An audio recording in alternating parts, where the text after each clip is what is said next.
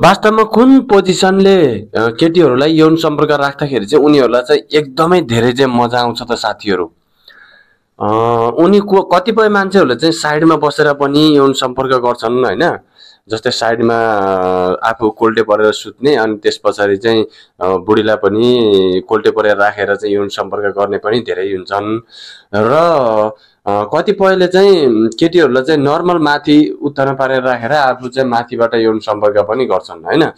यस्तो गर्नुभन्दा पनि साथीहरू यदि तपाईँहरूले चाहिँ अलिकति दिमाग लगाएर उनीहरूलाई चाहिँ तपाईहरुको जुन आफू सुत्ने चाहिँ जुन खाट हुन्छ त्यो खाटको डिलमा चाहिँ ल्याउनु होला। अनि उनीहरुको खुट्टालाई चाहिँ हैन हल्का माथि उठाएर चाहिँ तपाईहरुले चाहिँ आफू उठेर भए पनि हुन्छ अथवा तपाईहरुले एउटा खुट्टा खाटको डिलमा राखेर हुन्छ कसरी हुन्छ तपाईहरुले चाहिँ मिलाएर यौन सम्पर्क गर्नुपर्छ है त।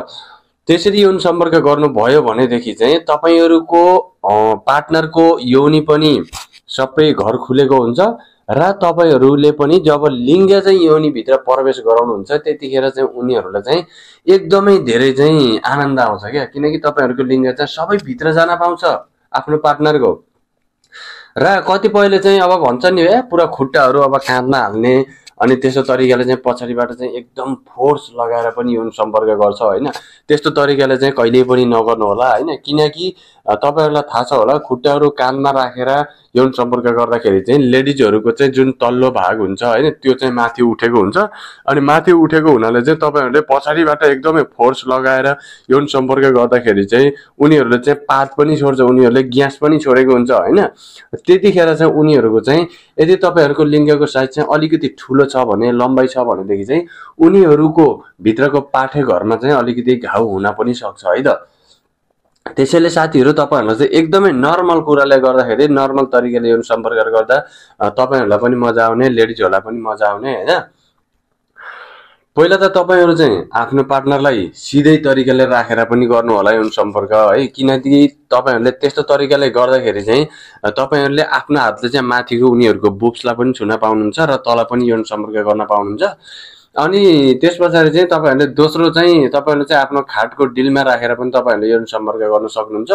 अनि त्यसो गर्दा गर्दै तपाईहरुले चाहिँ उनीहरुलाई चाहिँ बेला बेलामा चाहिँ तपाईहरु माथि पनि लिएर चाहिँ तपाईहरु माथिबाट यौन सम्पर्क गर्न भन्नुस् के। किनकि उनीहरुले तपाईहरुको माथि आएर बसेर यौन सम्पर्क गर्नुभयो भने तपाईहरुको लिङ्ग योनि भित्र पुरै छिर्न पनि पाउँछ। अनि लेडिजहरुले चाहिँ माथिबाट यौन सम्पर्क गर्दाखेरि चाहिँ उनीहरुले आफ्नो कम्मर चाहिँ यस्तो यस्तो यस्तो यस्तो तरिकाले चाहिँ बटार्ने गर्छन् क्या। त्यस्तो गर्दाखेरि तपाईहरुलाई पनि बढी आनन्द आउँछ र तपाईहरुको पार्टनरलाई पनि बढी आनन्द आउँछ है त। किनकि तपाईहरुको पार्टनरको योनिको प्वाल जुन त्यो होल हुन्छ त्यो भन्दा बाहिरपट्टि रहेको एउटा चाहिँ जुन त्यो सानो दाना हुन्छ हैन त्यो पनि घोटिन पाएको हुन्छ र त्यसैले गर्दा उनीहरुको पनि जुन योनिबाट निस्किने चिप्लो पानी हुन्छ त्यो पनि छिटो निस्किन्छ। र तपाईहरुको पार्टनरले माथिबाट गर्दाखेरि चाहिँ तपाईहरुको वीर्य पनि त्यति छिटो चाहिँ झर्दैन है त हल्का ढिलो झर्छ। यदि तपाईहरुले अहिलेसम्म पनि माथिबाट यौन सम्पर्क गराउनु भएको छैन भने आजको एक दिन तपाईहरुले चाहिँ आफ्नो श्रीमतीलाई माथि राखेर यौन सम्पर्क गराउनु होला। त्यतिखेर अनि तपाईहरुले विचार पाउनुहुन्छ तपाईको श्रीमतीलाई 4-5 मिनेटमै भयो भनेर उनीहरुको चाहिँ योनिबाट चाहिँ चिप्लो पानी निस्किसकेको हुन्छ तर पनि तपाईहरुको चाहिँ लिङ्गबाट चाहिँ वीर्यहरु चाहिँ निस्किदैन के। र तपाईहरुले फेरि पनि तपाईहरुले चाहिँ एकछिन पछाडी उनीहरुको चिप्लो पानी निस्किसके पछाडी फेरि तपाईहरुले चाहिँ एकछिन पछाडी चाहिँ आराम तरिकाले चाहिँ तपाईहरुले यौन सम्पर्क गर्न सक्नुहुन्छ। हो यस्तो गर्दाखेरि तपाईहरु पनि खुश तपाईहरुको पार्टनर पनि खुश तपाईहरुको पार्टनरलाई दिनुपर्ने यौन सन्तुष्टि पनि दिनुहुन्छ र तपाई पनि यौन एकदमै खुशी हुनुहुन्छ हैन। साथीहरु मैले बनाएको भिडियोहरुमा चाहिँ कहिले पनि नराम्रो भन्ने हुँदैन हैन। अलिकति मान्छेको चाहिँ बुझाइ फरक हुन्छ। किनकि मैले के सोच्छु भन्दाखेरि चाहिँ केटा मान्छेले चाहिँ एकदमै खुशी भएर यौन सम्पर्कको मजा लिन पाउँछ भने केटीहरुले पनि यौन सम्पर्कको मजा लिन पाउनुपर्छ भन्ने चाहिँ मेरो धारणा हो हैन।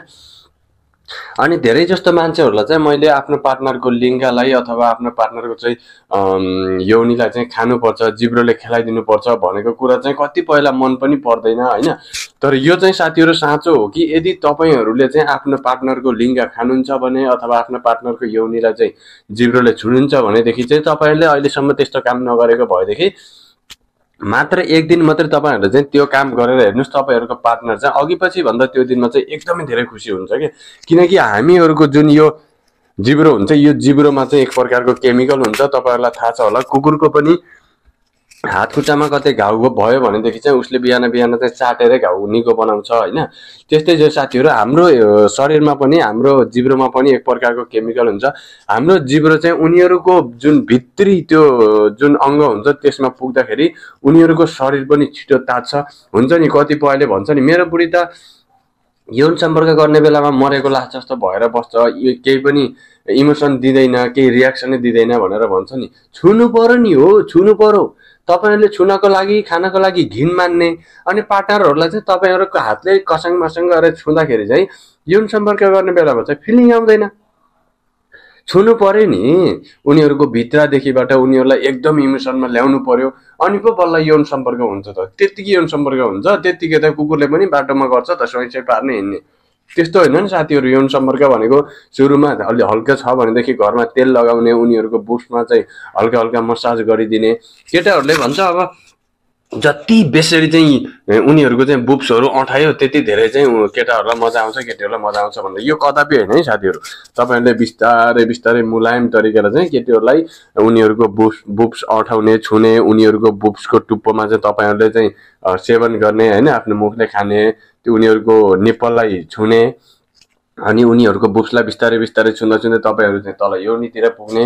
योनितिर गएर तपाईहरुले आफ्नो हातले छुने, बिस्तारै आफ्नो हातको दुईटा औंलाले बिस्तारै उनीहरुको योनिको घर खोल्ने अनि तपाईहरुको चाहिँ मुखको जुन जिब्रो हुन्छ त्यो टुप्पोले चाहिँ जिब्रोको टुप्पोले चाहिँ उनीहरुको जुन त्यो योनि भन्दा बाहिरपट्टि रहेको टुप्पोलाई छुने अनि पो बल्ल उनीहरु इमोसनमा आउँछ, रातो हुन्छ, उनीहरुको योनि पनि रातो हुन्छ अनि पो बल्ल यौन सम्पर्क गर्न मजा हुन्छ त। राता गाला भएको केटी कस्तो मन पर्छ भन्छ नि कतिपय केटाहरुले हैन। हो त्यस्तै भएर जब पाकिसक्न लागेको फल मात्रै मिठो हुन्छ के साथीहरु। अनि उनीहरु चाहिँ जब एकदम रातो भएको हुन्छ त्यतिखेर बल्ल पौडी खेल्न रमाइलो हुन्छ क्या। त्यो जाने त्यो छ्यासा छुसु गर्ने त्यो आउने त्यस्तो गर्नु भन्दा त 36 हानेर बसे भइयो नि हैन। 36 हान्ने हस्तमैथुन गर्ने। तर भन्छ नि जो यदि कुनै केटाहरुले चाहिँ हस्तमैथुन बढी गर्छ भनेदेखि त्यो केटाहरुले चाहिँ आफ्नो पार्टनरहरुलाई विवाह गरे पछाडि चाहिँ राम्रो तरिकाले यौन सन्तुष्टि दिन पनि सक्दैन है फेरि साथीहरु। किनभनेदेखि उनीहरुले चाहिँ आफ्नो हातले हान्दा हान्दै अब छिटो बिर्रे झार्ने बानी पारिसकेको हुन्छ हैन। अनि केटीहरुको योनि भित्र चाहिँ हाम्रो लिङ्ग छिर्दाखेरि चाहिँ त्यहाँ उनीहरुको बिर्रे चाहिँ टिक्न पाउँदैन के। अनि यसो गर्दाखेरि चाहिँ तपाईहरुको पार्टनरहरु चाहिँ अब त्यति सन्तुष्टि फिल गर्नु हुँदैन हैन। हो त्यसैले चाहिँ यदि तपाईहरुले हस्तमैथुन गर्नुहुन्छ भनेदेखि पनि आजै छोड्नुस्। तपाईहरुलाई थाहा छ होला 10 पटक कुनै पनि महिलालाई यौन सम्पर्क गर्नु र एक पटक हस्तमैथुन हान्नुमा चाहिँ त्यति फरक हुन्छ है साथीहरु। त्यही भएर चाहिँ कहिले पनि झ्याप्प हस्तमैथुनहरु नगर्नु होला। यदि तपाईहरुको शरीरभित्र बिर्रे बढी भयो भने तपाईहरु सुत्दाखेरि चाहिँ नाइटफल भएर पनि आफै जान्छ।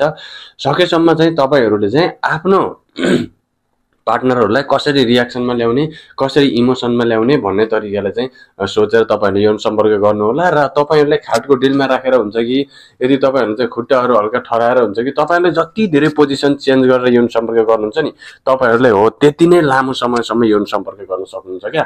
तपाईहरुले एकहोरो हान्ने अनि त्यसपछि चाहिँ जुन बेला झड्का चाहिएको उनीहरुलाई त्यो बेलामा बिस्तारै लुतुक लुतुक पार्ने अनि जुन बेलामा चाहिँ त उनीहरुलाई चाहिँ बिस्तारै बिस्तारै गरेर लास्टमा अन्तिममा चाहिँ उनीहरुको चिउलो पानी आउने बेलामा तपाईहरु चाहिँ एकदम झड्का चाहिएको हुन्छ त्यतिखेर तपाईहरु चाहिँ लुतु लुतु गर्दिने अनि उनीहरुलाई बिस्तारै गर्ने बेला तपाईहरु चाहिँ सुरुमै जाने बित्तिकै भ्याट भ्याट भ्याट भ्याट भ्याट भ्याट भ्याट हान्नुहुन्छ हैन।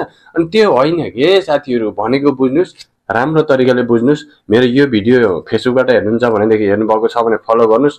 अनि मेरो माथि नामको प्रोफाइलमा चाहिँ छोएर माथि गएर हेर्नु होला। 3 वटा भिडियो छ एकदमै मिलियन्समा भ्युज गएको हैन। त्यो भिडियो हेर्नु होला। त्यो भिडियोमा मैले सबै सिकाएको छु खुट्टा कसरी ठडाउने, कसरी यौन सम्पर्क राख्ने भनेर अनि केटीहरुलाई चाहिँ कसरी माथि राख्ने भनेर। यदि तपाईहरु युट्युबबाट हेर्दै हुनुहुन्छ भनेदेखि चाहिँ तपाईहरुले पपुलर भिडियोहरु हेर्न सक्नुहुन्छ मेरो हैन। त्यहाँबाट चाहिँ तपाईहरुलाई चाहिँ एकदमै राम्रो ज्ञान मिल्नेछ है त। यो भिडियोलाई चाहिँ नेगेटिभ कहिले पनि नलिनु होला साथीहरु। नजानेका मान्छेहरुलाई सिकाएको हो। यो पनि एउटा एजुकेसनल भिडियो नै हो हैन। अहिलेको लागि यति नै साथीहरु। सब्स्क्राइब गरेर फलो गरेर जोइन हुनु होला हामीसँग यस्तै यस्तै भिडियो हेर्नको लागि। किनकि मैले यो हाम्रो यो पेजमा चाहिँ यस्तै भिडियोहरु चाहिँ लगभग हप्तामा 2 वटा भिडियोहरु चाहिँ मैले बनाएर हालेको हुन्छु हैन। अहिलेको लागि अब ड्युटीतिर हिँड्नु पर्छ साथीहरु। अहिलेको लागि नमस्कार, बाइ बाइ।